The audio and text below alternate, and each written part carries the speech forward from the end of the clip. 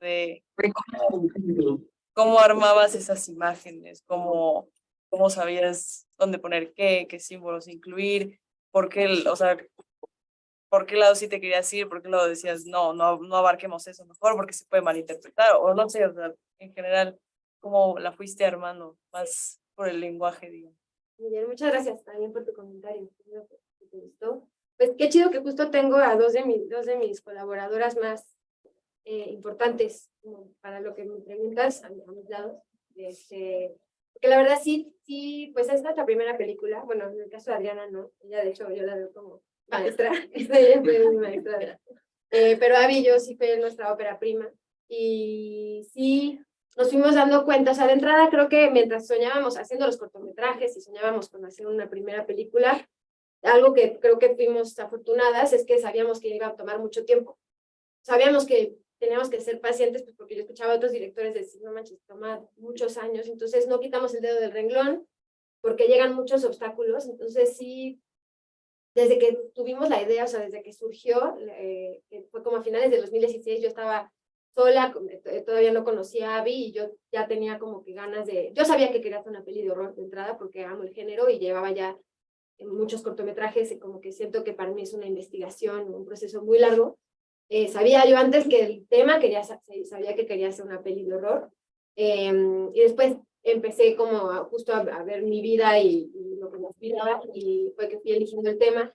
Después tuve la suerte de conocer a Abby en 2017 y empezamos a atacar el guión. Entonces, lo que estoy tratando de decir es que es un proceso muy largo, el proceso creativo detrás de un largometraje y sobre todo en países como los nuestros, en donde es tan difícil encontrar luego el financiamiento. Seguramente hay casos afortunados en los que sucede más rápido. En nuestro caso tomó muchos años y eso mismo fue, empezamos con un tema literal y con idea de un personaje y de un concepto. Básicamente era la idea partir de la leyenda, ¿no? Yo estaba muy inspirada por la leyenda original de la Huesera y partimos casi que de algo muy conceptual, que no era todo lo contrario a lo que dices de las capas y los símbolos. Y después, a lo largo del proceso de escritura, que fueron 13 reescrituras del guión, fueron años, con laboratorios, lecturas de otras personas, notas, los actores, después, o sea, el equipo iba entrando, entonces devuelve de verdad como una masa viva el proyecto que va tomando su propia forma y vida, o sea, ya no éramos nosotras, y es algo que se va construyendo con el proceso colectivo y creativo, la verdad que vas encontrando literal, o sea, le estás dando tanto de tu tiempo y de tus recursos y hay tanta inversión tuya en el proyecto que el mismo proyecto te va dando las respuestas y de repente algo que tal vez solo era una idea se vuelve un símbolo, la película, ¿no? Entonces ya tejiste el primer acto y en el tercer acto te das cuenta que esto está también aquí y conecta y como que se va haciendo como un mapa mental mágico, la verdad que honestamente creo que nosotros así lo vemos, ahora ya se pueden contar. Y así ha sido cada proceso y después cuando llegué con el material con Adriana fue otra reescritura, ¿no? Y vas encontrando otras capas y otras, sí, como aspectos casi que mágicos o simbólicos de la película en la edición que no imaginábamos en el guión, por ejemplo. Entonces creo que sí tiene que ver con un proceso de mucha inversión y de rehacer, reescribir, reeditar. También editamos la película, no me acuerdo cuántas veces, fue un proceso de meses, de hacer prueba de error, proyecciones, comentarios, y como que eso, como que te va dando esas capas y esas respuestas. Creo que cuando lo quieres hacer así como a la velocidad y como luego sucede con las plataformas y así, como que todo eso, o sea, creo que por eso es medio difícil hacerlo en esos formatos, pero la verdad es que nosotros tuvimos la fortuna de poder hacer una película con su debido tiempo y nos dábamos meses a veces de respirar y de abandonar un poquito el guión para poder llenar de ideas y leer e investigar y después regresábamos al texto. Entonces, creo que ese es el proceso por el cual tuvo la fortuna de atravesar Huesera y por eso se fue volviendo así. Sí, no. Yo, a diferencia de Michelle, yo no vengo del, digamos, del cine de horror, de terror. Había una curiosidad mía por ahí, pero bueno, era muy lejana y bueno, sí, en 2017 también tuve la fortuna de conocerla. Y lo que me he dado cuenta es que el terror, como dices, ¿no? El género, qué difícil es de abordar. Muchas cosas pueden salir mal, hay muchos clichés ya en nuestra cabeza y en el aire, y de pronto, bueno, sí es un género muy complejo, ¿no? Como decir, bueno, ¿cómo puedo ser original? ¿Cómo puedo contar una historia? No salirme de, digamos, de lo que quiero contar, pero también darme chance de probar cosas nuevas, de experimentar. Y también algo que yo he aprendido como en este camino, yo ahora con Michelle desarrollo otros proyectos también de género, y me ha parecido que el terror es un género que también te ayuda mucho como a descubrir esos monstruos que no queremos ver. Hay algo ahí que es muy interesante del horror, ¿no? Que te ayuda como a, digamos, enfrentar ciertos tabúes de la sociedad, que a veces pareciera que de estas formas los puedes atacar mejor o puedes ser como más precisa, ¿no? Como para cuestionar las cosas que no quieres ver de la sociedad o de ti misma, ¿no? En fin, ¿no? Un montón de temas que el horror te permite desarrollar de una manera muy original. Y creo que también, como dice Michelle, como que fueron muchos años de escritura, y a partir de esta idea que ella tenía, que a mí me parecía hermosa y que todavía no la comprendía del todo, pero de este monstruo que está desenterrando huesos en el desierto para hallar un nuevo ser, me pareció bellísima, ¿no? Todavía no sabíamos cómo íbamos a atacar o cómo íbamos a conceptualizar este monstruo, pero sabíamos lo que queríamos contar, era esta entidad que iba a hacer que alguien se descubriera a sí mismo, ¿no? En este caso. Y como dices, bueno, pues sí, ahora pareciera que la película, bueno, hablando así de la película, sí tiene muchas capas, sí, sí hay como muchos símbolos, que como dice Mitch, pues los fuimos como encontrando, ¿no? De pronto la araña, por ejemplo, parecía una imagen, algo muy casual, hay una araña por aquí, y si te fijas, ahora la araña, las telarañas, se convirtieron en algo que permea toda la película, de muchas maneras. Entonces sí fueron, digamos, todos esos años de reescritura lo que nos dieron las pistas y lo que nos permitió tejer todos esos elementos que al principio parecían muy casuales, pero de pronto descubrimos que tenían que ver con el tema, que tenían que ver con el género, y que bueno, le fueron también dando como mucha identidad visual a la película. Y bueno, también como decía Michelle al principio, que es muy bonito que esté Adrián aquí, porque digamos que el proceso de guión, pues, pues es la escritura de la película, ¿no? Como digamos lo que esta historia, en el caso de Huesera, yo creo que Valeria, lo que ocurre con ella, pues es una travesía, ¿no? Estamos viendo a este personaje que va de A a Z y cómo empieza ella a descubrirse, a desentrañarse, a ser atacada por esta entidad. Y bueno, ¿no? Ahí estaba, digamos, el camino dramático, la historia, el personaje que queríamos abordar. Sin embargo, ya después de que se filma la película, pues luego llega el proceso de edición, que la verdad es que es la reescritura de la película, ¿no? Y es muy interesante ver también cómo esa reescritura también, como dice Mitch, pues va dando otras respuestas, va haciendo, yo también creería está más eficaz, ¿no? Ese camino, ¿no? La edición es como tajante y eso es algo muy, muy bello en el proceso. Pues a mí la verdad es que, así como había, esta también es la primera película de horror que me tocó. Que ya había editado antes películas de otros géneros, pero nunca el de horror.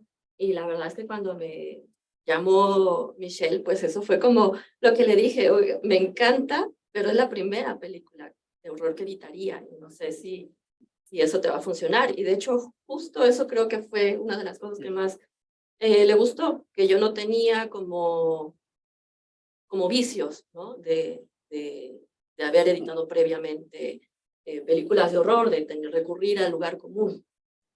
Y entonces, yo más bien lo que hice fue bueno, es contar una historia, ¿no? Entonces voy a contar esta historia que además cuando yo leí el guión, la verdad es que a nivel personal me llegó. Yo procuro editar la mayoría de las veces, cuando es posible, editar proyectos que me llaman personalmente, con los que tengo cierta afinidad, porque si no tengo afinidad y solamente es por el dinero, la verdad es que yo me la paso muy mal. Entonces yo procuro editar proyectos que me llaman, por los que tengo curiosidad. Y creo que aquí nos funcionó muy bien, pues yo no pasé por todas las reescrituras que habían hecho Mitch y Avia, ¿no? Yo llegué con una mirada fresca, no sin enterarme de dramas o no dramas que hubiera en el rodaje. La verdad es que eso, como editora, a mí me ayuda muchísimo. Yo la verdad es que a mí no me gusta ir al set, que no me quiero enterar de los dramas. Yo no quiero saber si sacar ese plano les tomó todo un día o qué pasó. A mí la verdad Es es un buen que método, ¿no? sí, a mí yo lo único que quiero es ver el material y que el material me hable, ¿no?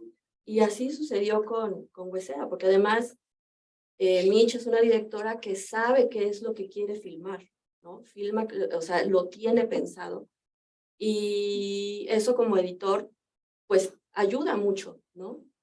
Y además, y es un proceso vivo, como bien mencionaron, ¿no? Porque cuando llega a mí el material y lo empiezo a ver, yo veo cada plano, porque además cuesta tanto trabajo levantar una película, ¿no? Sobre todo las óperas primas, o sea, porque la gente no confía en ti, no te conoce, entonces soltarte el dinero cuesta, ¿no? Hay todo un equipo detrás que ha hecho un trabajo de, o sea, primero de escritura, que es la base de todo, hay, o sea, las personas de vestuario, ¿no? De o sea, fotografía, diseño de producción, tantas áreas que han puesto su mejor esfuerzo y todo ese trabajo llega a mis manos. Entonces es una responsabilidad muy, muy grande y por eso yo siempre tengo la responsabilidad de ver todo el material a conciencia, ¿no? Y muchas veces cuando yo leo los guiones digo, esta secuencia probablemente no se necesite, pero vamos a ver, ¿no? O sea, yo en mi proceso a mí me gusta editarlo todo, con todos los diálogos, todo tal como está en el guión. Y ya luego me voy dando cuenta, ¿no? De esta línea yo creo que no la necesitamos. Esta secuencia probablemente se puede mover de lugar. Esta secuencia probablemente se vaya, ¿no? Pero para mí es muy importante que la directora, el director, lo vean, ¿no? Porque, sobre todo cuando es la primera vez que voy a trabajar, que lo veo, pues, porque no van a decir, ay, Adriana, pues edítalo, y luego me dices si falta o no, ¿no?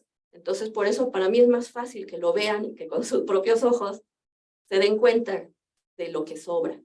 Entonces, en el caso de Huesera, pues, y en todas las películas, en todos los proyectos, sea película, serie, siempre va a haber escenas que sobran, escenas que se mueven de lugar, siempre, ¿no? Y en el caso de Huesera ya también, cuando tuvimos nuestro primer corte, era evidente, ¿no? Las escenas que ya no eran necesarias, que sin esa escena se contaba.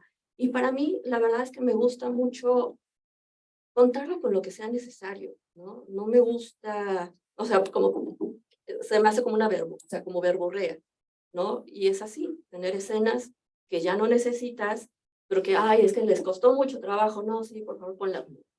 No, no es bueno para el proyecto. Ya, aquí eso definitivamente no fue el caso. Porque además creo que Mitch es de las directoras que escucha. Y eso es invaluable. De verdad, tener un director, o sea, tener colaboradores que te escuchen, que escuchen tu opinión, y podrán estar de acuerdo contigo o no, porque es válido, ¿no? Y además, pues porque tanto esfuerzo que se ha puesto, tanto tiempo que se ha dedicado. Pero el escuchar me parece que es una parte muy importante del proceso, ¿no? Y también como editora, pues yo tengo que escuchar el material, y al inicio, pues no conoces a los personajes, no tienes un conocimiento tan profundo como lo tienen las guionistas, ¿no? O la directora. Pero poco a poco lo vas entendiendo, este personaje se mueve así, este personaje habla así, y todo eso, con el tiempo que uno lo va aprendiendo, ayuda a editar, ¿no? Entonces, sí fue la verdad un proceso hermoso de colaboración con ella, porque pudimos tener estas pláticas sobre, ella me contaba de en qué se había inspirado, qué es lo que buscaba, y todo eso enriquece, o sea, nosotros como editores, eso nos ayuda mucho, ¿no? Que el director sepa por qué hizo las cosas que hizo, y no no sé, pues no, o sea, por algo lo escribiste, ¿no? Porque algo, esa idea, esa historia resuena. Entonces, explícame por qué, para que yo pueda proyectar eso en la película. Ay, a mí me gustaría decir también como que es que me parece que a veces está la idea de que la editora o el editor solo cortan y pegan. Y no es cierto. Hay todo un trabajo que es una lectura dramática. Creo que también sí, Michelle es una directora que escucha mucho a sus colaboradores y a sus colaboradoras. Y como que algo que yo también encuentro muy valioso es que también eso, ¿no? Como que todos tienen una lectura, no solo de lo que se vea bonito o que pareciera que abona a lo visual, no, o sea, que todo te está contando algo, ¿no? Toda la fotografía, el vestuario, todo en Huesera está contando algo y me parece que también eso es como algo que tiene que ver mucho, pues sí, con la dirección de Michelle y cómo todo el equipo pudo entender lo que se estaba contando en Huesera y llevarlo, pues sí, a eso, ¿no? De que no es nada más estoy usando una prenda, no estoy usando una prenda tejida. ¿Por qué? Porque está la cuestión de las arañas, que es un símbolo, ¿me entiendes? O sea, ya empiezan todos los departamentos a colaborar dramáticamente, ¿no? No es solamente una prenda, no es solamente una luz, no es solamente una locación, todo te está contando algo, ¿no? Regresando al tema de las arañas, por ejemplo, hasta, no sé si recuerdan esta puente peatonal precioso por donde está atravesando Valeria, que parece una telaraña. A mí cuando yo vi ¿Dónde es este puente? me encantó. Está en Constituyentes. No, perdón, Sí, ya te Río en Becerra. Patriotismo. Ujú.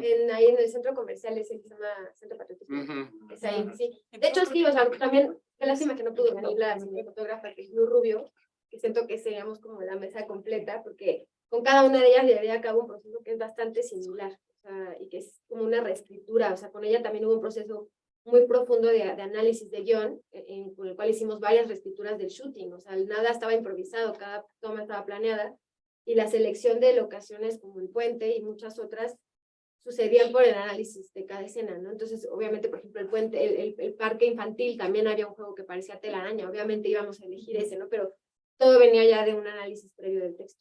Hasta las celosías en la casa, las sombras, las cortinas, a mí me impactó y siempre como que lo agradezco mucho de Michelle, pero también de todo el equipo, cómo todo el mundo tuvo ese cuidado porque cada cosa estuviera en su lugar, hasta el peinado, ¿no? Cuando ella se está trenzando el cabello, que bueno, desde el guión también me lo habíamos puesto, pero siempre hubo como este tipo de cosas que yo decía, sí, claro, todo está contando algo, no está solamente puesto, o sea, sí logramos hacer todo un concepto y que cada quien lo tomó, lo hizo suyo y es muy bello, todo es dramático. ¿Alguien más de los estudiantes? Yo. Adelante. Bueno, a mí me encantó tu película. Creo que hace mucho no terminaba de ver una película y me sentía como tan impactada, porque creo que justamente existe como toda esta construcción de símbolos, este proceso en el que tú empatizas con el personaje y también un poco te lees en ella, y al mismo tiempo siento que también resalen como muchos prejuicios que tenemos al ver la película.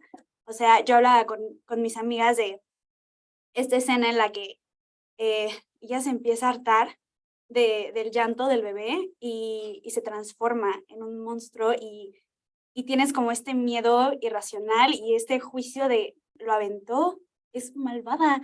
Y también al final, la última escena en la que lo abandona, o sea, creo que lo primero que sale en ti como, bueno, como espectadora es un juicio muy extraño, como muy impulsivo y muy instintivo y luego ya es como la reflexión de, ok, tomó una decisión. Y creo que justamente parte de lo que hacen ustedes es, al no caer en lugares comunes, crean como esta narrativa como muy nueva en cuanto a la maternidad y la mujer. Y a mí me impresionó el sonido de los huesos. O sea, creo que es como muy loco también cómo habla este lenguaje auditivo todo el tiempo en la película.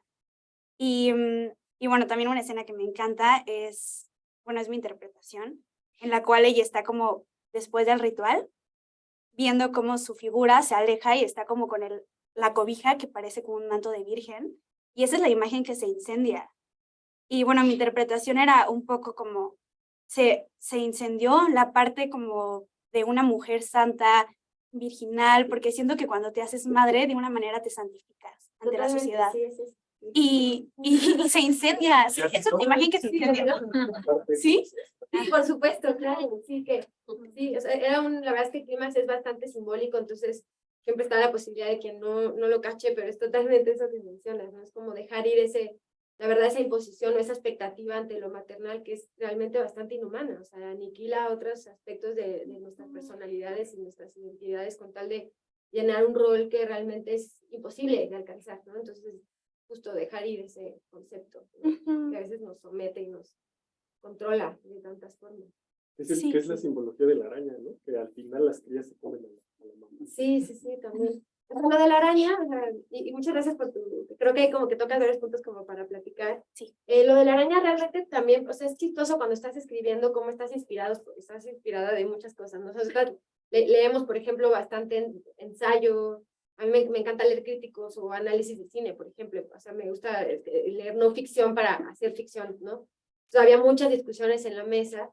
Y algo de lo que nos inspiraba mucho cuando estábamos escribiendo era esta escultora Louise Bourgeois, que hizo las arañas gigantes estas que se llaman mamán, que de hecho comparan la figura de la araña bastante con el tema de la maternidad, como por su forma de casa y a la vez de cárcel, y por sus capacidades, con lo que tejen, procrean, pero también devoran. Es como que tenían esos aspectos como duales y contradictorios, ¿no? De violencia y de amor, que viene mucho con lo maternal. Entonces nos pareció como un símbolo muy aceptado para el tema de la película.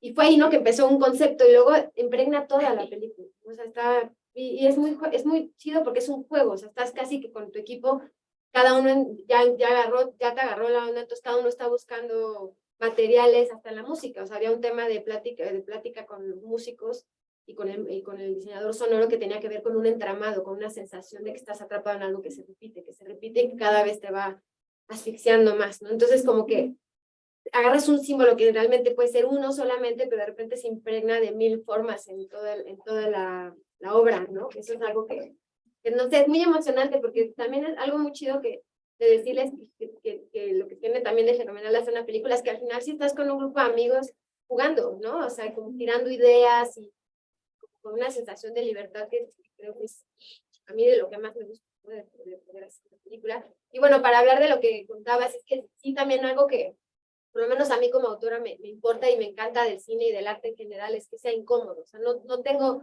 la verdad, mucho interés en las obras que no sean incómodas. Yo creo que como que las obras que se encargan de como tratar de mantener la armonía y que sales y ya se te olvida. Bueno, por lo menos a mí es tanto lo que me mueve. Yo justo quería hablar de un tema que a mí me acongojaba de manera personal y en mi casa, en mi propia familia, que me parecía un tema incómodo. Una de mis abuelas fue una mujer que se fue y es muy fuerte todo lo que genera alrededor de una figura así, ¿no? O sea, de verdad se transforma y se impregna de 1000 formas en las relaciones familiares. Entonces, justo yo quería inspeccionar un personaje de tal tipo, como qué más hay detrás de alguien que realmente solo conocemos por algo terrible que hizo, y es lo único que hay ante esas figuras es juicio. ¿Qué pasa cuando tratamos de verlos como seres humanos, ¿no? Porque eso es lo que son. Entonces, era un proceso que era un gran reto, o sea, sin duda escribir un guión que genera empatía para un personaje así es incómodo ya, ¿no? O sea, entonces, realmente, a mí me emociona ver que hay gente que sale de la película arrepentida y hasta molesta, porque creo que probablemente está removiendo algo que es necesario. A mí me gustaría también comentar como que sí sabíamos que Valeria iba a ser incomodísima, que no sabíamos también si ibas a empatizar con ella, si te iba a caer bien, ¿no? Y pero como dice Michelle, de pronto dijimos, bueno, ¿por qué preocuparse de esto? No, este es un personaje incómodo, es desafiante, y si bien sí, siempre estuvo esta idea de, bueno, esta mujer abandona a su familia, pero como dice Mitch, pues también como queríamos explorarla como ser humano, ¿no? Decir, bueno, ¿y qué tal? ¿Y cómo era con su familia? ¿Cómo es con su hermana y con sus papás? ¿Y cuál era su pasado? ¿Y cuál es esa pasión que tenía, no? Y así es carpintera, así, bueno, diseñadora de hace muebles. En fin, o sea, como que quisimos explorar muchas áreas de ella, exacto, para tener como decir, ah, claro, aquí hay un ser humano que tomó una decisión que si me parece o no es otra cosa, pero aquí hay un personaje y creo que eso siempre es emocionante y a mí en mi caso, durante todo el proceso de escritura y de reescritura, como que de pronto dije, sí, ¿no? Como a mi propia madre, ¿no? A veces no le doy como decir, sí, claro, aquí hay un ser humano, porque yo le exijo que sea de cierta manera, porque la quiero que sea perfecta, porque quiero que me ame incondicionalmente, si mi propia madre es un ser humano. Y tantas mujeres que hay a mi alrededor, o sea, sí fue una reflexión, porque sí estábamos tocando fibras muy sensibles en muchos sentidos mientras escribíamos el guión, pero que creo que hasta a mí también como escribirlo me hizo ver el mundo de otra manera, ¿no? Y también explorarme a mí misma sobre lo que quiero de la vida, en fin, ¿no? Sí es escribir un guión, siempre es algo que te toca muchísimo. Ahora. Pues sí, que igual, o sea, a mí la verdad me encantó la película. Ayer que la vimos, no sé, salí como con muchas cosas que decir, pero al mismo tiempo como sin palabras, literal. Creo que, o sea, para una clase hace tiempo yo escribí un ensayo acerca de la maternidad y viendo la película me recordó mucho a ese ensayo que había escrito, sobre todo porque escribiéndolo siento que me faltaban como palabras, o sea, como que no sabía cómo poner en palabras las cosas que quería decir acerca de ese tema y viendo tu película como que todo me hizo sentido, como que ya, como que lo habías dicho lo que yo quería decir.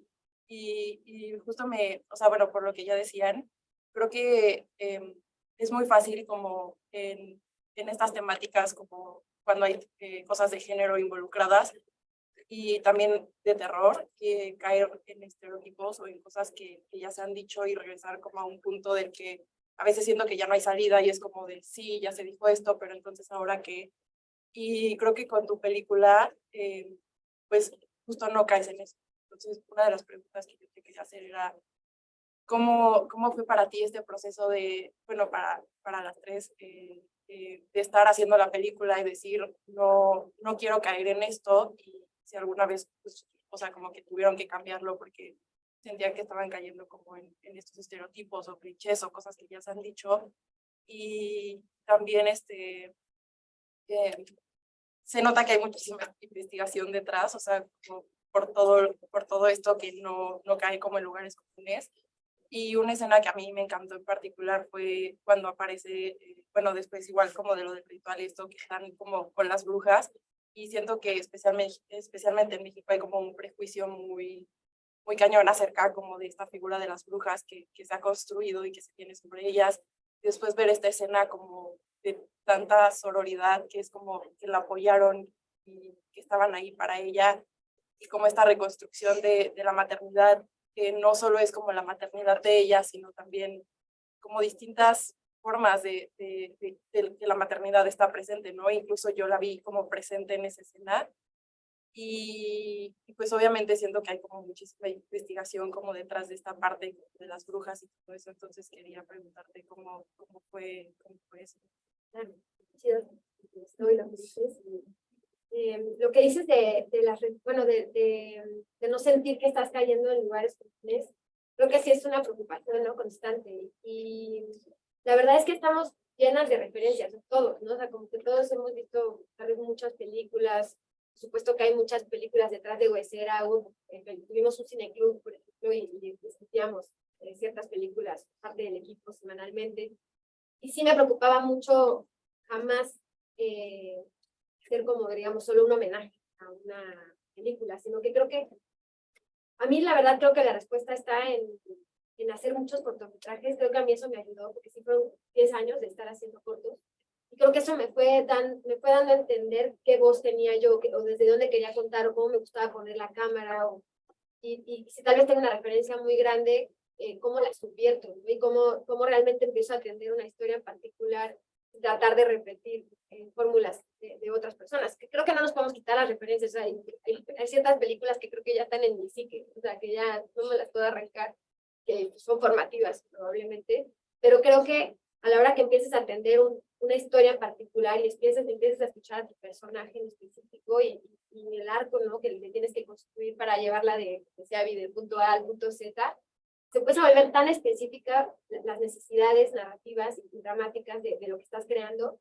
que ya casi que no cabe no cabe la forma de llegar al cliché, porque ya estás partiendo de algo que es extremadamente específico como tu día a día, o sea, como tú, o sea, como nosotras, ¿no? Que ya te cruzan tantos aspectos en un día, por lo particular que eres tú como tu identidad, digamos, que es muy difícil que se repita tu experiencia diaria y los lugares que cruzas en un mismo día en otra experiencia, digamos. Entonces, Valeria era tan particular, la cruzaban tantos aspectos de la vida en la Ciudad de México, de la clase media, pero que en realidad es tan compleja, y como que la fuimos haciendo tan específica que ya la podíamos ver a Valeria, y sentíamos que su forma, su visión o su perspectiva del mundo, de lo que le está sucediendo, era muy particular. Entonces, ya teníamos referencias de Bebé de Rosemary, realmente es que ya no podían ser de Bebé de Rosemary porque ya le habíamos construido un universo a Valeria. Creo que tiene que ver con eso, ¿no? O sea, la parte de la diferencia, que que sí te forman y que no está mal eso, pero creo que te tienes que dar el peso en específico a tu historia y te vas alejando cada vez más de ellas hasta llegar a lo particular de tu obra. Si hace sentido, espero. Sí, sí, sí, completamente. No sé si quieren agregar algo de eso antes de pasar a lo de la Mela. Pues es que justo, o sea, como ustedes trabajaron en algo tan particular, cuando llegó, cuando empezamos a editar la película, o sea, como que sí, no había lugar para el cliché, ¿no? Incluso el sonido que lo trabajamos bastante en la sala de edición, era evitar el lugar común. Entonces, era más bien trabajar con los silencios, lo cual a mí me parece mucho más interesante trabajar con silencios a que todo el tiempo te estén haciendo ¿no? O sea, Sí. eso me parece que... Eso es un tema muy en específico en Huesera. Yo hay algo a mí en el diseño sonoro del horror que honestamente casi nunca me gusta, que es el uso de drones, ¿no? De sonidos bajos que sí son un gran cliché y que después hacen un silencio y hacen un jumpscare, ¿no? O sea, te avientan un sonido que te asusta.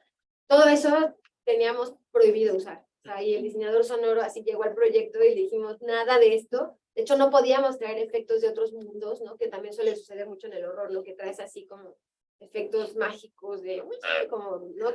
Y la verdad es que nosotras partimos de construir un diseño sonoro y que Adriana eso me encanta, porque ella, además de la edición, o sea, más bien es edición audiovisual, por supuesto que los editores trabajan el sonido, ¿no? También en gran parte Adriana entregó ya una maqueta muy construida al diseñador sonoro y todo partía, o sea, es suficiente a veces con lo que le rodea a tu personaje, en donde habita, en su departamento, en su edificio, en su calle, en su ciudad, para construir tu diseño sonoro. O sea, si tú eliminas todos los elementos del sonido en tu casa y te quedas con solo uno y ese lo retuerces, tal vez es suficiente para generar horror, mucho más que traer 40 capas de sonidos que solo te recargan y la verdad son bastante tramposos. Entonces, desde ahí como que tomamos muchas decisiones formales que tenían que ver con tratar de huir de los clichés del cine de género. Sí, más bien recurrir como a elementos concretos, ¿no? Como cuando se truenan los huesos, porque eso es algo que a todos nos causa estrés, ¿no? Y es algo que todos hemos escuchado, ¿no? Entonces, sí, como partir de algo sencillo, ¿no? Para crear algo, ¿no? Como bien dices, no necesitas capa tras capa, tras capa, tras capa, y que luego sea ahí una cosa y una masa que no te comunica nada, ¿no? Más bien es escoger un elemento concreto que va a lograr el objetivo que estás buscando. Sí. Bueno, yo añadiría que desde la escritura, una de las cosas que me comentabas, que siempre se me hizo como muy interesante, fue de que también había que huir como a esta idea de que los lugares terroríficos iban a ser oscuros. A mí eso siempre me llamó mucho la atención, ¿no? Y es verdad, porque si se fijan, cuando, no sé, hay mucha luz en Huesera, ¿no? Ahí de pronto Valeria está en su casa y los colores son muy claros, en fin, ¿no? Lástima, como dice, que no vino Nur, porque creo que también ahí hay algo muy interesante en Huesera. Pero eso Michelle me lo comentaba desde la escritura de guión, que era de, no, es que los espacios que están realmente causándole estrés y molestia y que son horroríficos para el personaje, pues son precisamente sus espacios donde es los más familiares, ¿no? La casa con su marido, a veces también la casa con la familia, en fin, y los lugares donde ella se siente más cómoda y más libre y más contenta, pues son los lugares oscuros, ¿no? Que es este universo de Octavia y el punk, es donde ella se siente más, pues más ella misma, ¿no? Como que está más en calma. Entonces me parece que eso también Huesera lo está revirtiendo, ¿no? Como que no, los espacios terroríficos para el personaje son los que tienen más luz y los que son más oscuros son donde ella se siente más a salvo. Me parece eso también.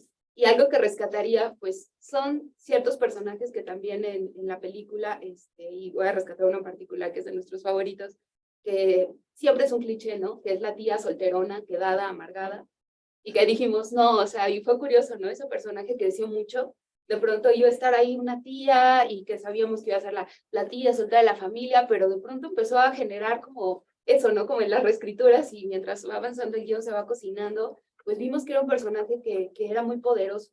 ¿Y por qué? Porque todos tenemos esta tía en nuestra casa, ¿no? En México. Y es un personaje y me parece una figura familiar a la que, bueno, que sufre muchas violencias, ¿no? O sea, simplemente esta frase de no hay la tía, ¿no? Soy una tía. Ay, no es que eres una tía. Pues es algo muy terrible. Entonces creo que también lo que pasó con la tía en Huesera, pues es que dijimos, no, este personaje sí es la tía, sí es la que está ahí en la casa. Personaje. Es un gran personaje. La y es- relación que tiene con la hermana, enojada, la hermana que está encabronada con la vida, y demás, eso es muy interesante. Sí. Perdón. Sí, Sasha. Es que son personajes que viven en muchas de nuestras familias, ¿no? Y de pronto verlos con otra luz también me parece que sale del cliché, ¿no? Y la tía la vemos ahí con su novia. Que bueno, eso también sería interesante ver cómo Mercedes ahí, Mercedes Hernández, que interpreta a la tía Isabel, aportó ahí cosas para el personaje. Pero sí, también fue como quitarle esa carga, ese cliché de, ay, no, es la tía amargada, qué horror, no quiero ser con mi tía. No, puede ser de que tu tía tenga una vida plena y pues qué padre ser con mi tía. Y creo que ahí también fue como voltearlas.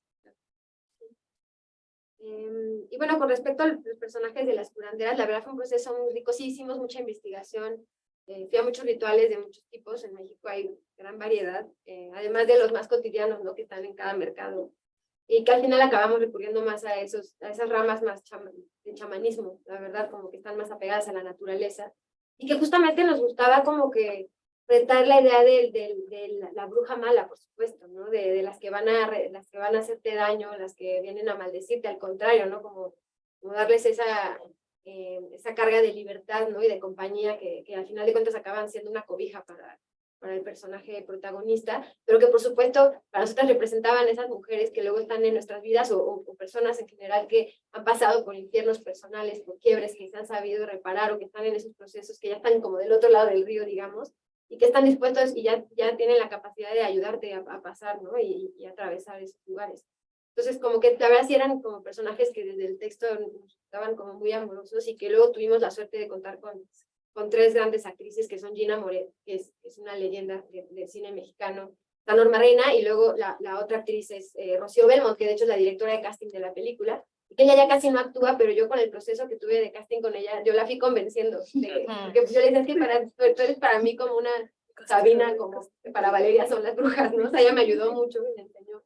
Entonces, acabó accediendo, y la verdad es que todas ellas trabajaban el tema de la película, de lo que trataba la película, también esos personajes. Entonces las escenas de ritual, la verdad, se volvieron muy, muy poderosas en cuestión energética, de verdad. Se desató algo ahí que tiene que ver con 4 grandes actrices en set y todo el mundo callado, como una sensación de que algo sagrado está pasando, que sí se desató. Fue de los rodajes más bellos en los que he estado. Y por supuesto que está muy inspirado en rituales y tradiciones chamánicas, a los movimientos, los objetos, pero claro que trajimos también cosas particulares de la película, ¿no? Los músicos hicieron la música del ritual, digamos, la practicaron con las actrices, entonces fueron semanas de ellas aprenderse las palabras y los tonos, y el sonido se grabó en set ese día, y así como que fuimos trayendo de varios elementos, pero sí estuvo basado en la investigación. Y bueno, me gustaría agregar, hablando del cliché, yo creo que justo esto, todos estos rituales que son propios de la mexicana, pero bueno, y que el chamanismo no solamente está en México, está en todo el mundo. Pero que es algo que le da identidad, ¿no? A la película. Porque cuántas películas o series vemos que es el refrito de la serie gringa, el refrito de la serie francesa. Entonces, creo que al tener identidad, evitas el cliché. Creas un producto original, una película original. Y eso para mí es hermoso. Sí, honestamente sí, como que hablábamos de aspectos particulares de donde crecimos, de casas nuestras o de amigos, ¿no? Como estas cosas que parecen tan cotidianas y de nuestras vidas que luego no vemos en las películas, realmente también son herramientas narrativas, ¿no? O sea, por ejemplo, los cortes de agua, ¿no? Y nosotras somos del sur de la ciudad, ¿tú también? Sí, ¿no? Más el norte. Bueno, bueno, yo soy de por el Ajusco, Abby es de Xochimilco, y en el barrio de mi papá cortaban el agua en una etapa cada fin de semana, ¿no? Entonces era un pedo, y la verdad es que eso se vuelve tu cotidianidad, o sea, y decíamos, ay, ¿cómo metemos esto, no? O el llavero de la guardia vecinal, por ejemplo, como que hay elementos ahí de la vida cotidiana, de tu día a día, que pueden empujar la historia también, y que creo que eso también combate los clichés, ¿no? Como que luego leemos, honestamente a mí me han llegado guiones mexicanos de horror que hablan de un ático. En las casas en México no tenemos ático, ¿de qué estás hablando? Sé que están viendo El Exorcista y todo, grandes películas, pero tenemos que traer eso a nuestras casas y a nuestras narrativas. ¿Alguien más? Adelante, tome la palabra, sí. Dale, empieza. ¿Yo? Sí. Ok. Bueno, es que hablando de esto de los personajes, o sea, me encantó que hicieran a Valeria como esta mujer súper imperfecta, o sea, pero, o sea, que era evidente que era imperfecta, porque siempre que se hacen, bueno, no siempre, ¿no? Pero es común que los personajes siempre femeninos siempre son como muy las buenas, la voz de la bondad y de la paciencia o de, ay, sí son perfectas, o tienen una falla muy pequeña y al final se arregla, o así, o sea, y como que me gustó que ella fuera capaz de ser deshonesta, infiel, egoísta, todo esto, o sea, no sé, me gustó mucho de lo que decías de los personajes imperfectos. Y pues quería como preguntarles cómo es armar a estos personajes, o sea, imperfectos o no, pero más interesante siendo imperfectos, o sea, cómo los armas, o sea, cuál es su proceso escribiéndolos, cómo evitan no caer en cosas que sean muy, sino que no sean una copia de ustedes, pero a la vez que, pues que sí puedas aportarle tú algo al personaje, pero dejarlo crecer, o sea, ¿cómo fue este proceso como de crear al personaje? Claro. Qué buena pregunta, porque la verdad es que le das al tino, ¿no? De lo que creo que a nosotras nos interesa tanto, ¿no? Que es que sí, no, vaya, hay como un discurso de que espera que las mujeres seamos justo, ¿no? Protectoras, buenas, ¿no? Y que también tiene que ver con el tema de la maternidad, como que hay una expectativa sí, de bondad, ¿no? Que la verdad es inhumana. No somos eso, ¿no? O sea, somos seres plásticos y nos transformamos y con unas personas somos mayores enemigos y con otros nos aman. O sea, como que, ¿no? O sea, como que somos seres en concreta, cada uno de nosotros. Entonces, realmente creo que parte de nuestro trabajo siempre ha sido como querer combatir esos estereotipos, ¿no? De representación de género, que bueno, por lo menos varias de nuestras películas favoritas, ¿no?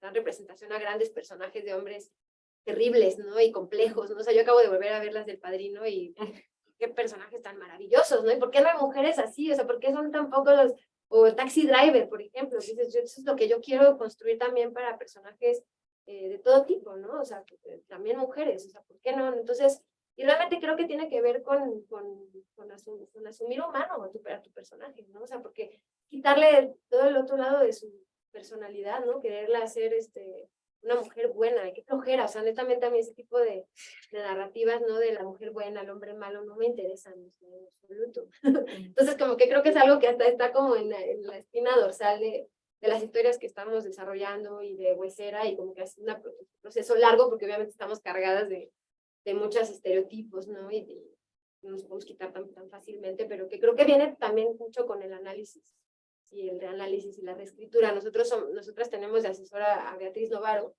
que ella justo toda su base de guión tiene que ver con la reescritura, ¿no? Y creo que en las reescrituras te vas dando cuenta de esas clichés o de esos aspectos que le estás dando a tu personaje como medio deshumanizantes, ¿no? Y como que creo que la reescritura te va haciendo decir como, realmente ella podría reaccionar aquí completamente contrario a lo que esperaría tu primera idea, que normalmente la primera idea es el cliché, ¿no? Pues vas reescribiendo y vas complejizando. Y creo que también esas cuestiones las empiezas a descubrir cuando pones a tu personaje también, pues de verdad, cómo es con su marido, cómo es con su mejor amiga, cómo es cuando ella está sola, cómo es cuando tiene miedo, en fin, entonces ahí empiezas a ver, ya que la pones a actuar, ya digamos, como dice Micho, o sea, de pronto Valeria tomó vida propia y ya nosotras podíamos ya adivinarla, qué cosas sí haría, qué cosas no haría, pero fue eso, también como decir, bueno, es que una persona, y también los personajes en la ficción, pues tienen muchos universos y no hay que quedarnos solo en uno, no te vas a quedar, imagínate que solo hubiéramos visto a Valeria con Raúl, bueno, la película sería otra, pero aquí lo interesante fue de que sí fue empujar a Valeria a decir, bueno, ¿y qué tal si tiene esta mujer, amante, examante, y se la topa un día?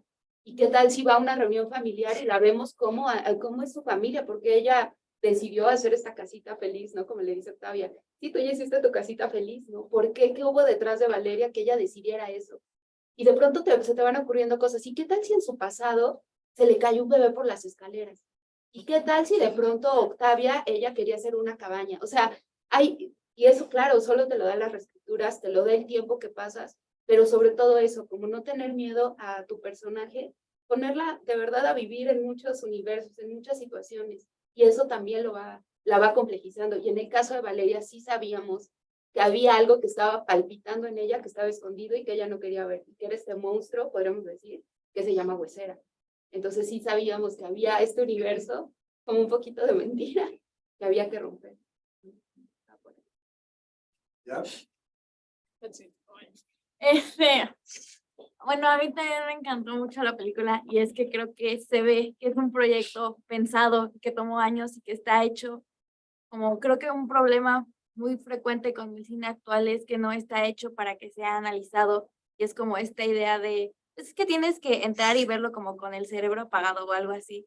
Pues a mí no me gusta eso porque, pues al fin y al cabo es arte y al fin y al cabo, pues como que lo tienes que analizar y lo tienes que ver muchas veces y lo tienes que pensar y lo tienes que pensar y aunque hasta cierto punto digas, bueno, tal vez ya sobreanalicé esa idea demasiado, pero pues me gusta porque construye más cosas y más narrativas y pues, pues como toda esta idea de la maternidad me encanta porque pues es una idea, es un imaginativo que es inalcanzable, pues todo este paralelismo que hay con algo que se rompe, porque ¿qué se rompe más que es la idea de una madre, ¿no? Porque conforme vas creciendo, se va rompiendo y se va destruyendo el cómo ves a tu mamá, porque pues, es una persona y las personas no son buenas y las personas no son malas, son personas.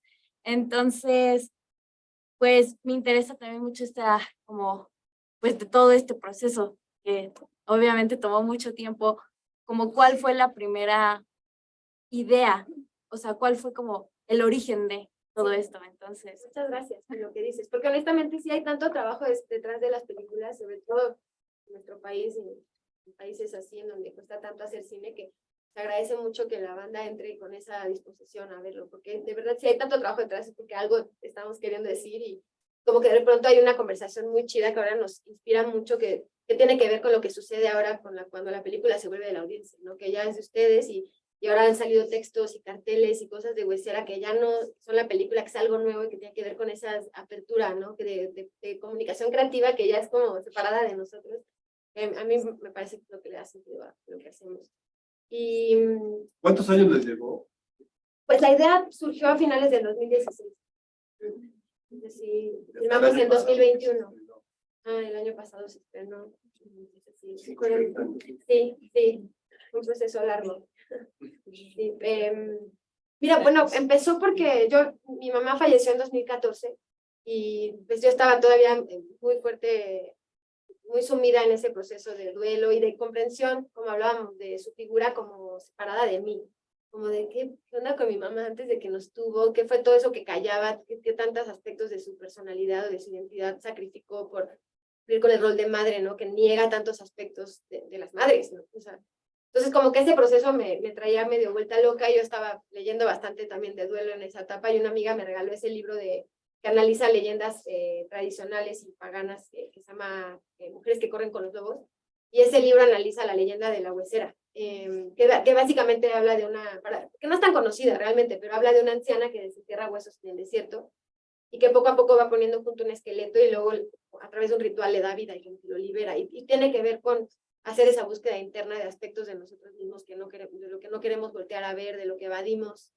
de todo lo oculto, o sea, como bien decía Abby. Entonces, como que esto se me quedó y tenía justo que ver para mí, por ejemplo, en ese momento de descubrir a mi propia madre, y luego se empezó a volver de descubrir a mi abuela, que era justo ese ser innombrable en mi casa, la maldita, o sea, era la figura de la maldita de la cual no podía yo ni preguntar su nombre, ni nada, ¿no?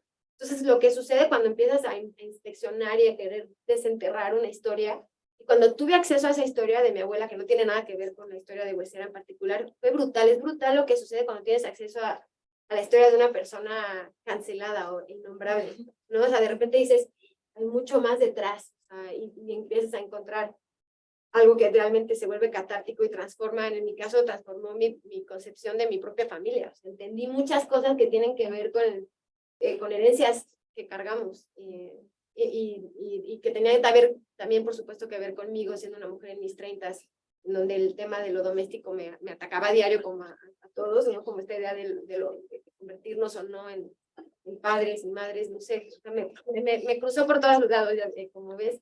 Entonces me pareció como justo un tema ideal para abordar con una película, porque sabía yo que me iba a tomar años. Me apasionaba lo suficiente para mantenerme ahí mucho tiempo.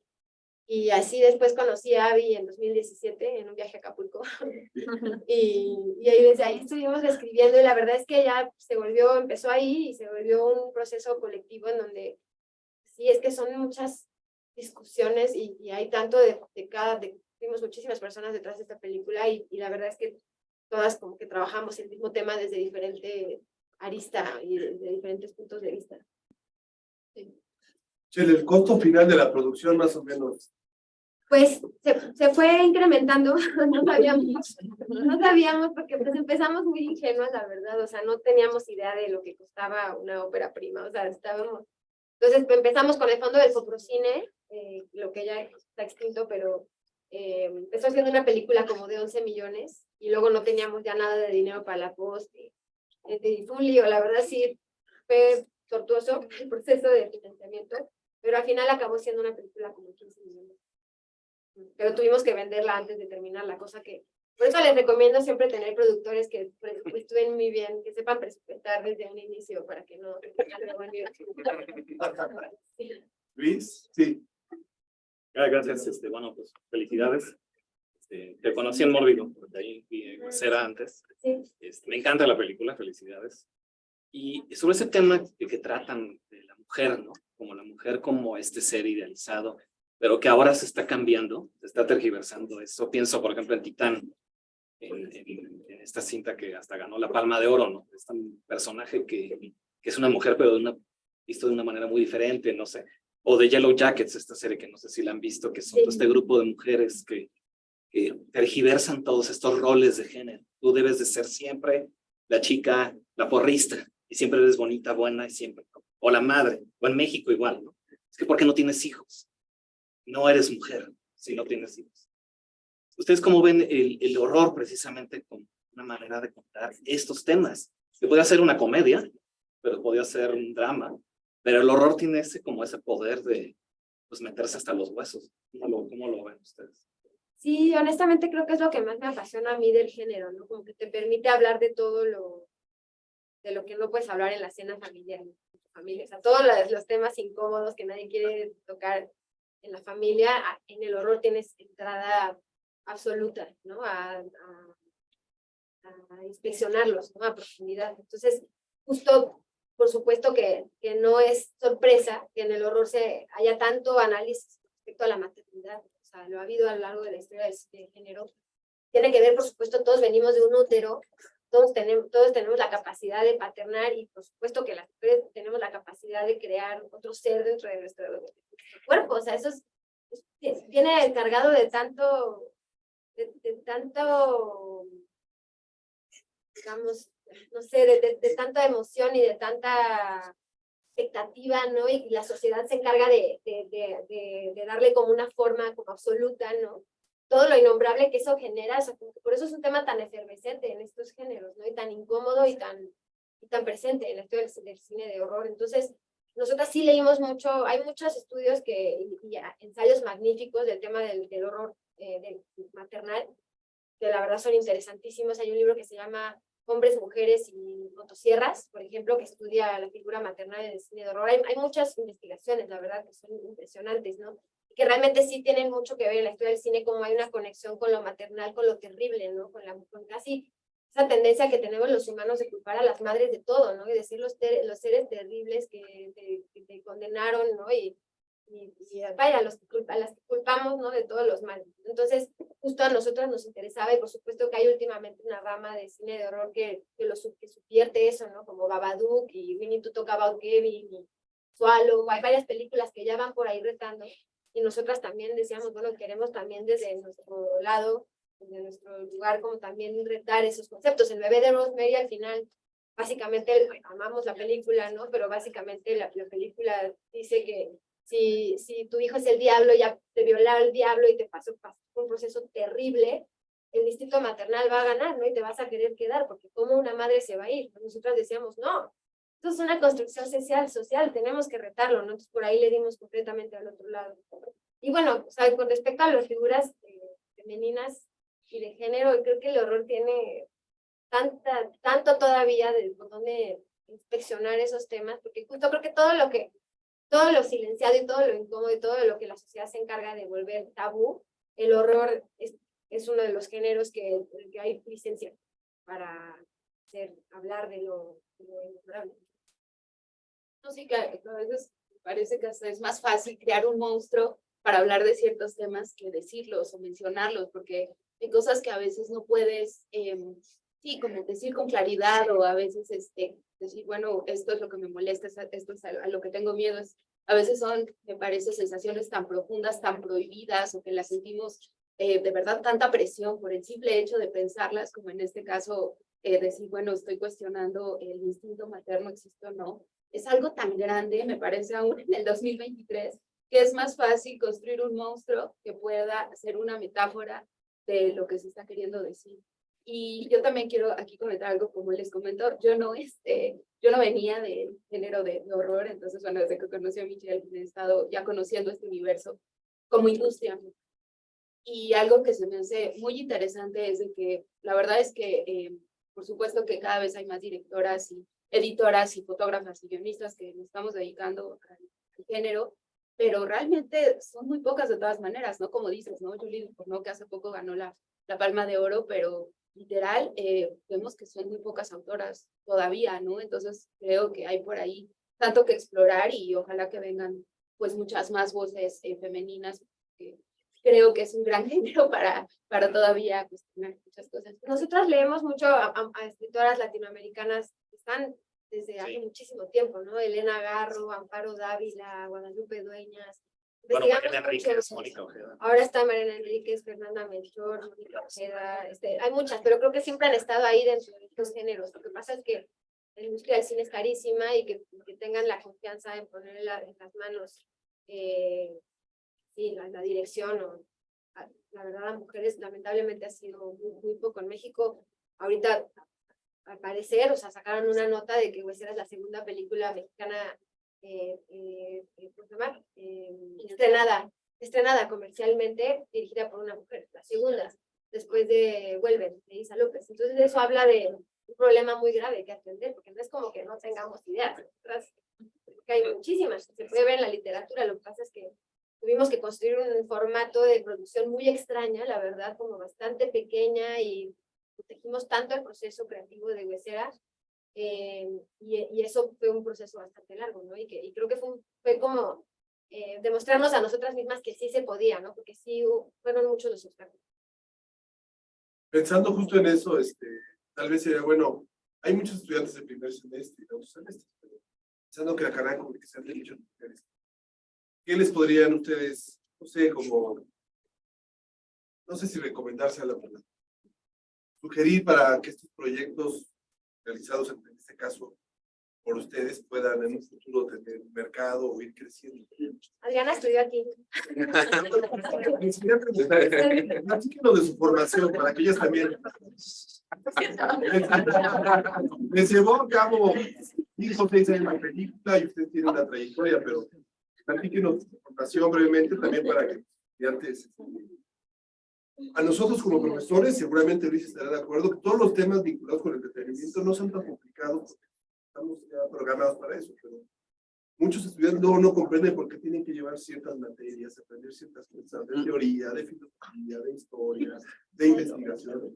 Y para nosotros es un reto seducirlos a que vean el valor de eso. Me gustaría escuchar en su formación un poco esa parte. O sea, yo pienso que un producto tan bueno tiene detrás todo lo que ya nos han platicado, un preciosismo y un detalle, un tema de investigación muy importante, ¿no? Y de intuición. Entonces, esas dos cositas, platican de su formación un poco y de a ellas en el futuro o a ellos que les recomendaría, ¿no? Bueno, como comentaba Mitch, bueno, yo estudié aquí la carrera de comunicación. No sé si todavía. No, su blog. Nunca te ven invitado. ¿No? ¿Cómo? ¿Qué va? ¿No? Y sí, no sé si se le sigue llamando subsistema, pero Sí, el sí, sistema de sí, línea. Y a mí la verdad es que todas las clases de historia, de filosofía, todo eso me parece que enriquecen tanto, ¿no? Y el ver películas, todo eso, el leer, Eso es fundamental, ¿no?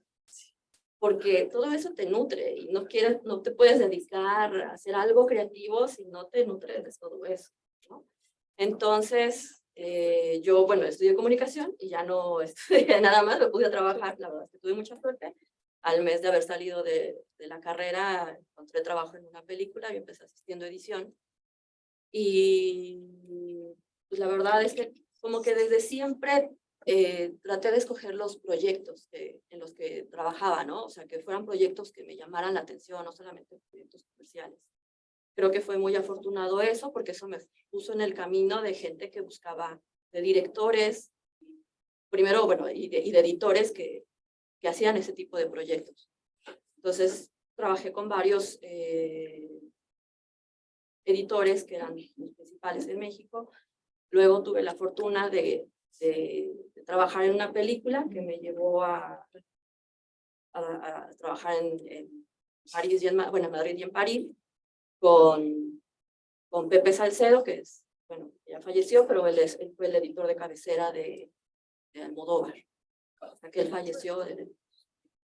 Y tuve la oportunidad de trabajar al lado de él y de ver cómo él veía el material, de cómo lo seleccionaba, de cómo hacía. Y luego en esta misma película, Días de Gracia, de mi querido amigo Gerardo Wood, luego nos fuimos a trabajar a París con Hervé Schneef. Él es el editor de Amélie, por cierto, ahorita anda acá editando la película de Market. Y como que todas esas experiencias de poder ver cómo cómo se aborda el material, ¿no? Eso es algo que no aprendes cuando estás en la universidad, ¿no? Porque pues tienes el material en bruto, uno lo que siempre ve pues ya es la película terminada, pero el enfrentarte a un material en bruto, toma tras toma tras toma tras toma, pues al inicio da miedo, ¿no? Hasta que encuentras la manera en la que debes de ver el material y cómo lo debes de separar, cómo debes hacer tus cosas. Entonces, todo eso me llevó un tiempo aprenderlo, ¿no? O sea, yo estuve asistiendo a edición pues bastantes años, ¿no? Porque no, la verdad es que sentarte en la silla del editor, en mi opinión, te lo tienes que ganar. No puedes llegar así nada más decir, yo soy editor, ya hice un cortometraje, ¿no? Porque a mí al inicio yo decía, ok, pero ¿en qué momento tengo que ver? Cuando están hablando los personajes, una conversación, ¿en qué momento corto al otro? ¿No? ¿En qué momento? Y bueno, lo puedes ver en las películas, pero cuando tú ya te sientas a hacerlo ya es otra cosa, ¿no? Entonces ahora creo que ya lo tengo muy claro. Pero es una cuestión de tiempo y la verdad es que es práctica, ¿no? Pero sí todas las bases que yo tuve en la Ibero de las clases de filosofía, de historia, de literatura, me parecen que son básicas. Y hay muchas películas, ¿no? Entonces, básicamente, sí, aquí estoy en la carrera, pero lo que me formó más como editora fue la práctica y empezar a trabajar. Y sobre todo de los directores se aprende un montón, ¿no? De la visión que ellos tienen, de cómo filman, ¿no? Entonces, yo lo que les recomendaría es que de las películas que más les gusten, vean, desmenucen por qué les gustan, analicen por qué pusieron porque si se puso la cámara ahí es por algo, y cada plano tiene un significado, ¿no? La música la pones en cierto lugar, tiene un significado, ¿no? O sea, por ejemplo, en Huesera, no sé si se dieron cuenta, pero la mayoría de las veces nosotros estamos viendo a Valeria. No importa que esté hablando alguien más, lo que queremos ver es a Valeria. Son sus reacciones. Entonces, ustedes analicen qué es lo que les gusta de una película y desmenucen. ¿Por qué?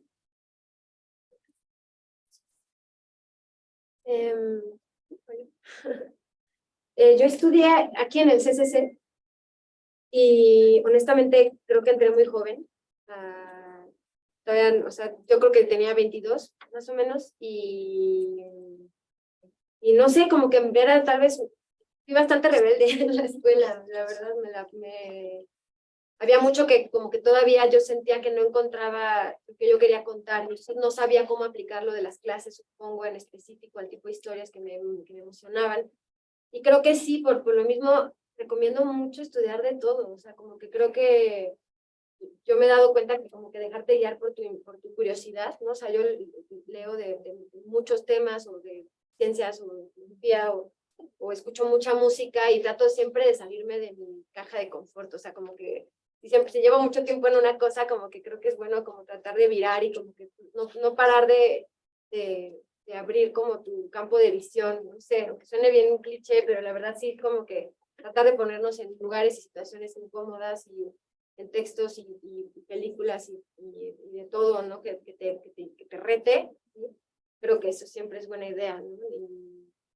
Y sí, ya después del CCC, que honestamente les digo, yo sentí que estaba bastante chiquita cuando estuve en el CCC, después apliqué a una beca, esta beca Chevening, y me fui a Londres a una maestría, y creo que cuando estuve allá como que sí me cayó más el 20, o sea, y estuve muy metida en la biblioteca y como muy obsesionada, como que yo sabía que tenía ya un amor muy profundo por el horror, entonces me clavé muchísimo a leer ensayos de horror que analizaran, como que me hicieran entender justo eso que dice Adriana, ¿no? ¿Por qué amo estas películas? ¿Cómo es que Stephen King habla de esto, pero a la vez está hablando de otra cosa enorme? O como que como tratar de entender las capas, y hay mucha filosofía, por ejemplo, que estudia el horror, ¿no? O sea, hay filósofos que se encargan de estudiar género o la música. Yo también escucho mucha música. Como que creo que meterte, a mí me encanta escuchar y leer a los que estudian la ficción, porque como siento que hay como una comunicación muy interesante entre los que estudian, a los que hacemos ficción o arte, y nosotros, como que hay algo en esos estudios que a mí me inspira mucho, como de comprensión de lo social o de lo político, y que veo cómo se hizo en ciertas películas a través de sus análisis, y luego ver ahorita las películas en las que estamos desarrollando, justo como que nos sirve mucho esas investigaciones para saber cómo retarlas, ¿no? O sea, cómo hablar desde otro aspecto, ¿no? Del mismo tema que tal vez ya se ha hablado en otras películas. Entonces, como que sí les recomiendo. Yo cuando me fui a la maestría, la verdad fue muy chido porque me encantó como aquí en la Ibero que hay muchas otras carreras, y yo me metí a conferencias de todo, o sea, sociología, de política, de todo, y luego había cosas que no entendía nada, la verdad, o sea, había muchas clases que sí, no entendía, pero que me sacaban del cine, o sea, como que siento que si eres cineasta no puedes solo hacer cine, no puedes solo pensar en cine, creo que así estás pensando. Yo, la verdad, la mayoría de mis amigos, hablando de mis compañeras y mi equipo de huesera, pero la mayoría de mis amigos no son cineastas. O sea, me gusta convivir en otros círculos sociales que, como para abrirte la cabeza. Muy bien, Sí. muchas gracias. Bueno, yo estudié creación literaria en la Escuela de Escritores de SOFEM y luego estudié guión en el CCC. Y yo lo que siempre recomiendo a alguien, alguna vez un maestro me dijo, bueno, si quieres escribir, pues trata de hacerte algún prestigio, ¿no? Y eso creo que me ha enseñado a mí a ser muy competitiva. Yo soy de las que meto, ahora ya, bueno, ya tenemos una buena prima, pero siempre estaba metiendo en cine, a las convocatorias, y creo que hasta tener estas fechas límite, pues te hacen concretar una obra, ¿no? Si dices, bueno, tengo que entregar, quiero aplicar a la beca de cine el 20 de mayo, pero ya tengo un mes, tengo que apurarme a escribir mi guión, eso nos ayuda a concretar una obra, ganemos o no. Pero creo que siempre hay que estar compitiendo, puede no ser lo ideal, pero creo que así también tú te vas abriendo paso, vas concretando obras, las vas terminando. Y algo que también me parece que es importante en esta cuestión de tantas materias y tantos temas que nos pueden influir, ¿no? Como creadores, creadoras, es que sí, o sea, siempre estás agarrando de todo y no sabes cuándo, ¿no? Lo vas a necesitar. Por ejemplo, yo en SOGEM tenía clases de poesía y justo ahorita estábamos hablando de la música en el cine y bla, y que claro, ¿no? Que hay algo poético todo el tiempo, ¿no? Y que si de pronto te ponen a leer las tragedias griegas y tú dices, ¿por qué estoy leyendo este texto? Bueno, porque es drama, entonces hay que también, si te quieres dedicar a contar historias, si te quieres dedicar a hacer cine, ya sea en edición, en fotografía, en dirección, en guión, en lo que quieras, como les comentaba, todo hay una función dramática y ese es un callo que hay que estar desarrollando. ¿Y cómo lo desarrollas? Bueno, pues en primera leyendo a los griegos, porque son los grandes maestros del drama, ¿no? Y después, bueno, todo lo que vaya cruzándose en tu camino. Yo ahorita también soy novelista y yo no soy historiadora, pero mi novela es histórica. Pero curiosamente también tomé clases de historia, entonces que me ayudaron a ver, entonces yo no sabía si yo iba a ocupar este conocimiento que me apasionaba, pero de pronto ahí, pues claro que fue útil para mí, o sea, yo no lo sabía, pero claro que ya había algo que luego pude desentrañar. Entonces me parece que es apasionante saber cosas, es apasionante saber del mundo. Como les digo, yo creo que todo es poesía, entonces hasta leer poemas, sí, ver películas, por supuesto, también, pero bueno, todo siempre va abonando pues a ese callo dramático que ya luego nosotros vamos como descubriendo y ya es más fácil a la hora de escribir, ¿no? ponerlo en práctica. Muchas gracias. Ya estamos casi sobre el tiempo, muchos alumnos tienen clase a las 4, Ah, mire. aunque nos quisiéramos quedar más. Pero, Vemos la película y volvemos. claro que sí. ¿Alguien quiere comentar algo antes de despedirnos? Adelante, sí, las dos, adelante. ¿Quién más? ¿Alguien más levantó la mano? No se quede con ganas de decir algo, por favor. A ver, primero un compañero, luego usted. Pero seamos breves para no... Venga, escuchamos. Felicidades por todo. No sé, fue un gran... Justo me gustó muchísimo cómo hablaron de cómo el guión se convirtió en, o también la película en los cortes se convirtió en como un ente viviente. Y justo teniendo una duda de cómo es el proceso de poder colaborar en el guión y separarse del concepto original, por lo menos ese es el primer paso antes de que pase a convertirse en eso. Y qué tan fácil justo es poder encontrar a alguien para poder justo tomar esta idea y desarrollarla.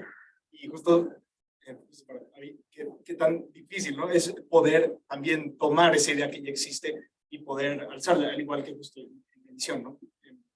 Y también, no sé, la vi un lunes a las 12 y todo el mundo estuvo, fue una gran, o sea, estuvo, bueno, fue una gran experiencia.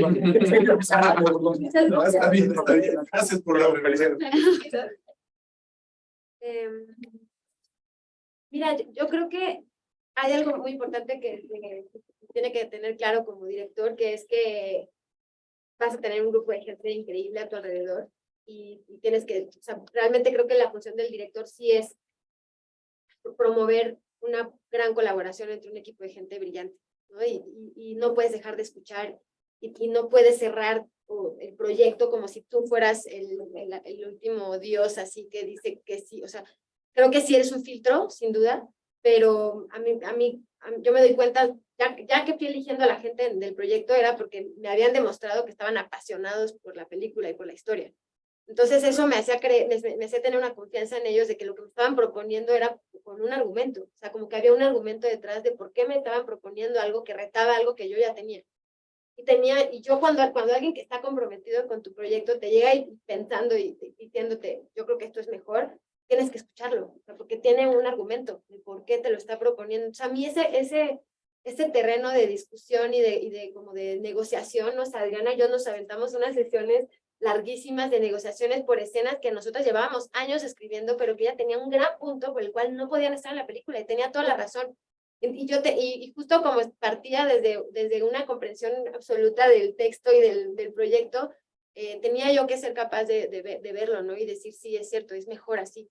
Y así fue con cada uno. Los actores, no, bueno, las actrices trajeron ideas brutales para la película y sus personajes, porque le entraron, o sea, como que les abres la puerta de una manera como amorosa, la verdad, como entregándoles algo que es tu bebé, que llevas años trabajando, que le has invertido tanto, que como que lo cuidan tanto, que como que sus propuestas están ahí por algo, y es algo muy chido, y eso creo que es cuando te das cuenta que tienes que escucharlos, ¿no? Y así es como creo que va tomando vida propia, porque ya no eres tú, ¿no? Ya es una combinación de muchas fuerzas. Realmente trabajas, o sea, mi función yo sentía que era como un filtro y luego me decían que yo era como un Doberman, o sea, como que me sentía como un perro de defensa de un proyecto, ¿no? Porque sí, por supuesto que estás rodeado de la industria del cine por tiburones y por luego fuerzas que no son las óptimas para la creatividad, entonces sí estás ahí para defender, pero ya no soy yo, o sea, Huesera no son mis gustos personales, la verdad. Por ahí. No, y creo que rapidísimo, o sea, que también saber de que el cine es un trabajo comunitario y eso es muy emocionante, ¿no? O sea, yo sabía que, bueno, yo nunca fui al set, a mí creo como Adriana, a mí no me gusta el set, yo soy más bien introvertida. Entonces como que también dije, bueno, es que además no es mi función, yo ya cumplí, o sea, mi labor llegó hasta aquí y qué gusto. Y ahora le toca a Lu Rubio Sherwood, que es la fotógrafa, y le tocan a las actrices, el maravilloso cast de Huesera, a la directora, en fin, o sea, yo ya no tenía nada que hacer aquí, pero sobre todo creo que no me correspondía, pero además me parece que es también confiar en tu equipo y decir qué bonito que los demás colaboren y confiar en ella como directora y confiar en todas las personas que van a intervenir, así como Adriana, que hizo un trabajo maravilloso y qué bueno que lo hizo. Gracias. Pero fíjate que es un gran punto el que tocas, el de cómo le haces para separarte, porque en la edición también pasa. O sea, por ejemplo, nosotros tuvimos 10 cortes, si no me equivoco, o si no mal recuerdo. Y entonces llega un punto en el que tú ya conoces y lo viste, o sea, ves la película N cantidad de veces. A mí, por ejemplo, lo que me gusta es que cuando voy viendo el material por primera vez, voy anotando cosas que me brincan, ¿no? Porque luego te acostumbras, siento yo que te acostumbras y dejas de ver los errores. Entonces, luego regreso a esas notas y digo, ah, claro, esto yo pensaba esto, claro, sí. Entonces, ¿sabes? Como que me ayuda a detectar como momentos que no funcionan y también, como bien mencionan, pues luego te apoyas de tus amigos, porque una vez que nosotros tuvimos la película, se lo mostramos a amigos en los que confiamos en su opinión, ¿sabes? No gente que va a llegar a destruir, gente que te va a hacer una crítica constructiva. Y eso es bastante importante porque ellos no están viciados de todo el proceso, ya de todo lo que pasaste. Entonces, y escuchar de ahí que, porque no vas a tomar todo, obviamente, ¿no? Ahí vas a escuchar, ah, esto tiene sentido, ah, ok, esto es recurrente, ¿por qué me están diciendo esto? A lo mejor no es eso lo que realmente está el problema, es otra cosa que causa ese problema, ¿no? Entonces, tienes que discernir, y eso es algo que cuesta un tiempo, no llegas a eso de inmediato, pero sí vas a, o sea, ahora sí que con la ayuda de tus amigos, llegas a buen puerto, ¿no? Adelante, chica. Sí, ahorita que estaban hablando justo como del equipo de trabajo y de esta parte de la voz femenina, pues me di cuenta que ustedes son mujeres, ¿no? Todas las que están en el equipo de producción y me imagino que, o no sé, entonces justo quería preguntarte eso, o sea, porque se nota, o sea, la película se nota muchísimo que es un equipo de trabajo de mujeres y creo que si hubiera habido un hombre involucrado sería completamente distinto porque se nota cuando estas temáticas las abordan hombres, ¿no? Se nota cuando es escrito y dirigido por una mujer y cuando no lo es. Y me gustó mucho y creo que hubiera sido totalmente diferente. Solo quería decir. Si quieres tú también y ya con eso. Bueno, sí, yo igual iba a hacer el mismo comentario.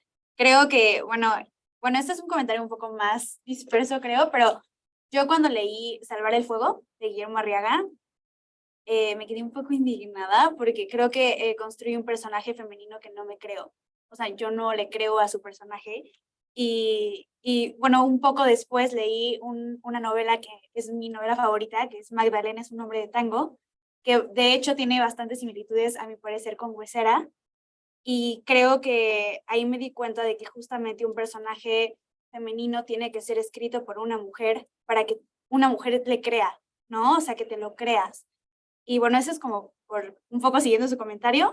Y también quería preguntarles, un poco por curiosidad, si ustedes tuvieron pesadillas durante la grabación o le... Bueno, siempre ustedes de género, dan miedo. No sé. Bueno, con respecto al tema de género, la verdad es que sí, pues fue bastante diversa. O sea, habíamos, fue un crew muy diverso en set, pero las cabezas de departamento sí fuimos casi todas mujeres. Y eso fue bastante interesante. Honestamente, no es como que yo tomé la decisión de todas vamos a ser mujeres, pero, por ejemplo, entrevisté fotógrafos, pero la sensibilidad con la que, y editores también, pero las propuestas que traían las ganadoras fueron mujeres, y pues, por supuesto que no es azaroso, o sea, que tiene que ver con su conexión personal del tema, ¿no? La manera en la que echaban o se acercaban al proyecto tenía que ver con algo bastante personal y con sensorial al respecto del tema de la película, y por lo tanto y tal vez algunas de las conversaciones que tuve con hombres que son fantásticos editores y fotógrafos tenían más que ver con cuestiones formales, ¿no? Y como de técnicas casi. Entonces, inmediatamente supe, como que mi intuición me supo quiénes eran las que tenían que estar en el equipo, y sí, casi todas las cabezas fuimos mujeres. Por ejemplo, el audio son dos amigos hombres y también el diseñador sonoro, entonces siento que es una película que está variada, bastante variada, pero también tengo que decir que sucedieron cosas muy interesantes en set, porque hay muchos trabajadores en la industria mexicana de cine, muy vieja escuela, sobre todo el staff, ¿no? Y personas más de las áreas técnicas, que la verdad está bastante dominado por hombres, ¿no? De otras generaciones. Y la verdad es que se generó unas dinámicas de relaciones de set que fueron muy interesantes, pues porque teníamos otra dinámica de trabajo, ¿no? Porque por el hecho de que éramos tantas mujeres dominando, ¿no? Y tomando las decisiones, y que generaron conversaciones incómodas, y hubo discusiones bastante incómodas, pero que fueron muy necesarias y que al final como que nos llevaron a puertos muy interesantes de trabajo. que me parece muy chido, ¿no? Como que también llevar a cabo y no evadirlo, ¿no? Como que tampoco yo, mi decisión iba a ser como despedir a ciertos hombres, más bien era como hago que podamos dialogar, o sea, cómo nos podemos sentar y discutir de este tema incómodo y cómo podemos seguir adelante, ¿no? O sea, trabajando de manera equitativa y horizontal. Entonces, fueron dinámicas muy complejas, como suena, pero me siento, o sea, estoy orgullosa de cómo se llevó a cabo el tema de género.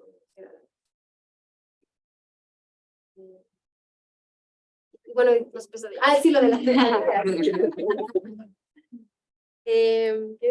por supuesto que sí, o sea, desde que escribimos, ahora que estamos escribiendo las que siguen y todo, yo me meto en muchas así como la verdad sí bastante oscuros a veces, supongo que tiene que ver con escuchar música que me asusta y como que sí me meto en moods luego de que me gusta sentir, imaginarme situaciones horroríficas, porque hacemos género, o sea, como que no podemos escapar de eso, entonces luego sí vivo con mucho miedo, ¿no? De cosas que imagino, entonces y sí, por supuesto que tenemos muchas pesadillas, o sea, yo sufro mucho insomnio y luego, sí, también, o sea, pesadillas como medio, ¿cómo se dice? Hiperrealistas, o no sé si estoy soñando o si es verdad, porque sueño mucho con el mismo espacio en donde estoy dormida, y sí es horrible, la verdad. Y tuve muchos sueños con Huesera, con la masa de cuerpos, por ejemplo, tuve una etapa larga de soñar con esa masa de cuerpos en situaciones cotidianas. Una vez estaba soñando que estábamos en un restaurante y literal pasaba la masa de cuerpos por ahí, o sea, muy loco. No sé si... La verdad es que yo creo que sí, honestamente no recuerdo, pero generalmente sí sueño los proyectos en los que estoy, o me despierto pensando en la música, o sea, algo así. Entonces, seguramente sí. Seguramente.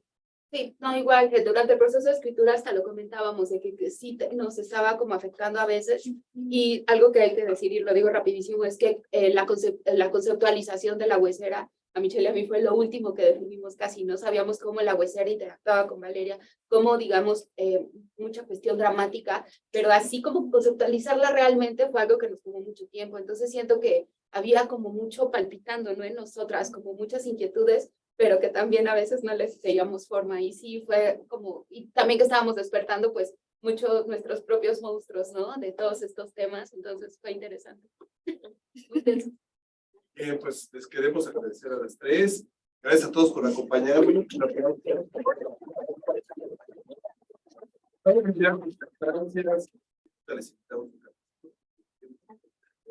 Pues muchas gracias. Ya lo escuchamos. Gracias.